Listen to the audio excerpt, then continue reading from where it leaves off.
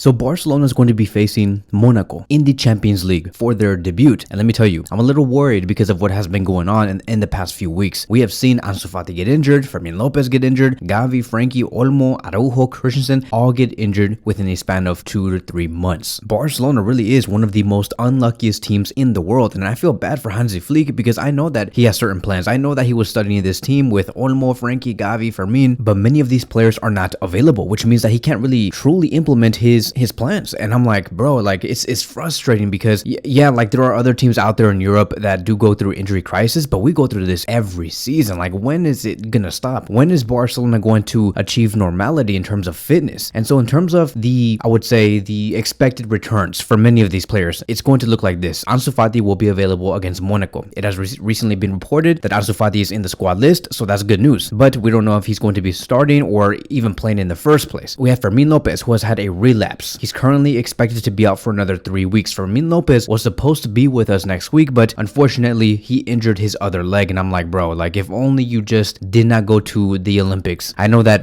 Fermin did amazing in the Olympics. I know that he scored goals, provided assists, but like, bro, was it really worth it? Was it really worth it to be playing in the Olympics now you're sacrificing the season now with Barcelona? And I wouldn't say that this is Fermin Lopez's fault. It's just, like why create so many competitions for these players, and that in the end they just achieve all these injuries. Like, these players are achieving more injuries than appearances, and that's just insanity. I cannot believe that Fermin Lopez got a relapse. I just can't believe it. With Gavi, he's expected to be returning in October. With Frankie, he is going to be starting soon to be training with the group. As of now, he has been training like partially with the group, but he's slowly getting the return. For Dani Olmo, he's out for the next 4 to 5 weeks. So there goes 2 number 10s, guys. It's Olmo and Fermin Lopez. I wish we had more number 10s right now, but it is what it is. We did leave Gundogan. Gundogan is now with Man City, but fortunately for us, we have other alternatives like Rafinha. And of course, we also do have Pablo Torre. And then we do have Araujo, who will be returning in January 2025, and Christensen, who will be returning anytime between December 2024 and January 2025. As of now, it is very unexpected. Now, I'm not going to lie, I'm still a little optimistic about what Hansi Flick could do with the current squad. Even though we are facing about 8 to 9 injuries in the squad, it really doesn't matter to me because Hansi Flick is a coach that knows how to get the best out of every player. We have seen that multiple times so far, and within the past 5 games, to him, it does not really matter whether he does have his A team players or his B team players. Hansi Flick can get the job done.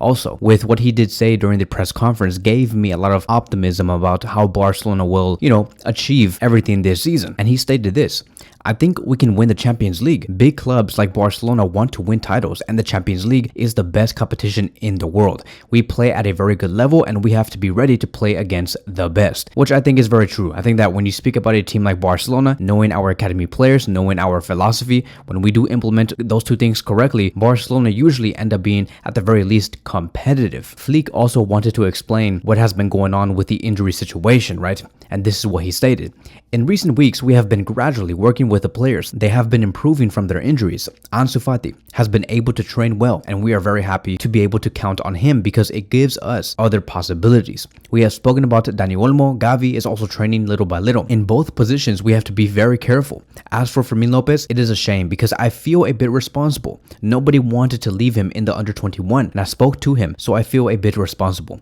When I was with the doctor yesterday, the truth is that I felt very sorry for him. We have to look at after all players, and like I've said, even with Hansi Flick, stating that he feels a little responsible about what has been going on with Fermin Lopez, this is why I do state, right, that if Fermin Lopez did not go to the Olympics, I think that he would have been in great condition today. Because how are you going to complete a full season with Barcelona, which was last season, under Xavi Hernandez, right? Because he scored 11 goals. He was very much available, very present. Then go to the Euros, train with the players. I know that he did not play a lot, but he did train a lot with the players, and then go to the Olympics and play all the games, and then expected to come back for the preseason.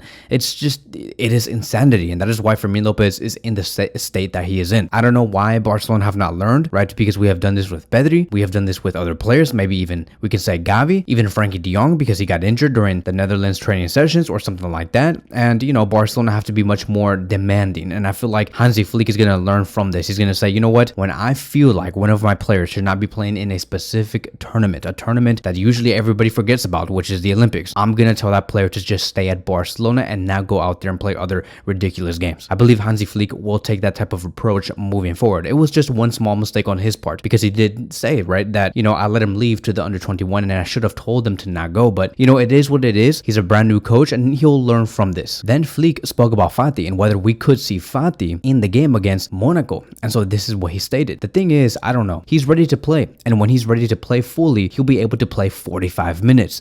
I know his favorite position, but I'm going to leave it a little bit in suspense. When he's on the pitch, he's really enjoying playing games, scoring goals. And so, bro, like I'm telling you right now, and I bet you guys all of this, like all of my money. I put all the money on the table. I bet you Ansu Fati will be playing as a number 9 tomorrow against Monaco. Like for sure. If not, then most likely on the left wing. I'm gonna assume that Hansi Flick, yes, uses him as a number 9, but I do expect him to maybe also play as a left winger through the game because it's very hard for us to like even predict in the first place on whether Ansu Fati could be playing as a number 9 or as a left winger.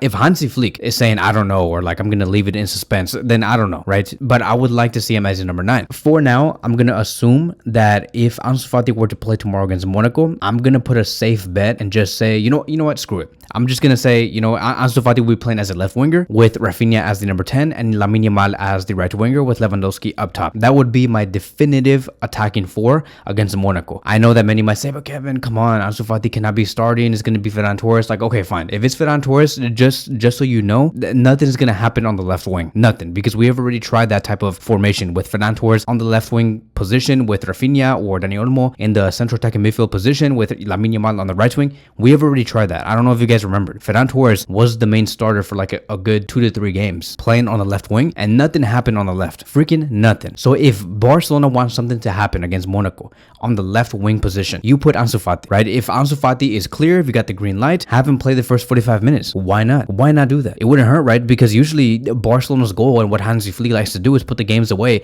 as fast as possible. So we put Ansu Fati on the left. He plays 45 minutes. And if we end up winning 3-0 by the 45th minute, good. Take out Ansu Fati, put out a different player. Put on Ferran Torres. That's fine. Let's play that type of game. And I also have no problem having Rafinha as a number 10 because he has played in that position before. It was reported that Rafinha has created more key passes, which is 17, and more big chances, 7, than any other player in La Liga so far this season. So to me, Rafinha, with his abilities to find big chances and create key passes, Rafinha should be our number 10 against Monaco, with our double pivot being Casado and Pedri, as always, and then our back 4 being Koundé, Nico Martinez, Kubarsi, and Balde, and our goalkeeper being Ter Stegen. And so that is it. That is going to be wrapping up today's video. Thank you guys so much for watching, and I will see you guys in the next one.